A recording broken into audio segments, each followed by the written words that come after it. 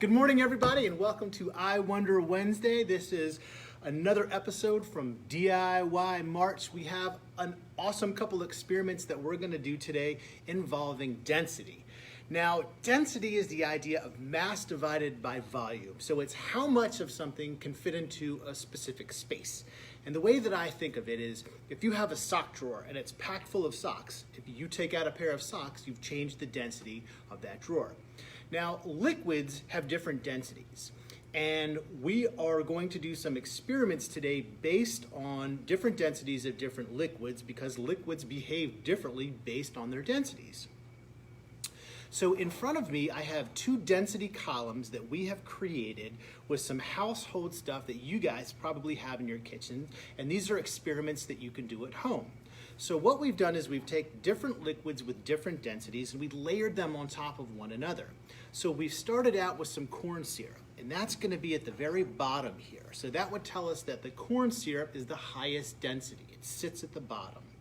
Working our way up in the column, we then have some dish soap that we use, which sits at the next layer. Then we've added some water that we've added a little food color to. And last but not least, some vegetable oil, which is the least dense of the materials and is going to appear to sit on the surface. So try this at home and try some different liquids that you have around the house and see where they end up in the density column. Now, something that we can create with the idea of density is that of a lava lamp.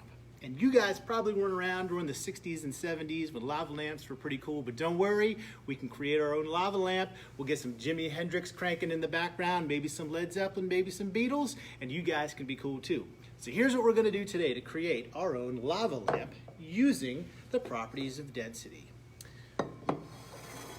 All you need from home, some vegetable oil and some water.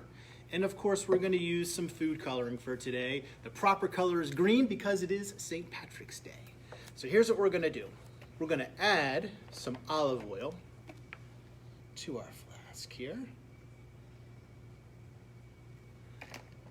Then we're going to add some water. Actually, let's go ahead. We're going to add a couple of drops of food coloring and see what happens here.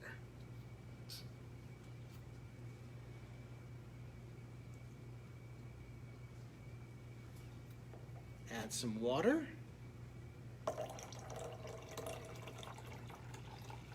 And we're going to see a separation start here. There we go. That least dense oil is sitting at the top and the more dense water is at the bottom. And we're going to zoom in a little bit. Now to get this rocking and rolling, and I'm going to add some more oil here just because I think it's going to be even cooler looking. Here's some more oil. Now to get things moving in here, we need to add some carbon dioxide, and we're gonna do that with some Alka-Seltzer tablets. And watch what happens when we add these Alka-Seltzer tablets. We're gonna create our very own lava lamp. Get those bubbles moving.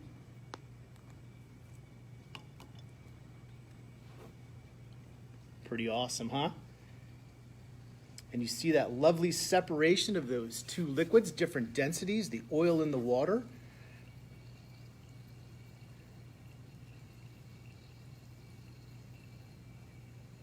And there you have it, my friends. We have created our very own lava lamp utilizing the principle of density.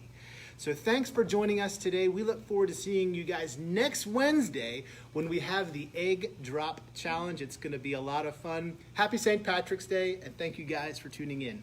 Take care, everybody.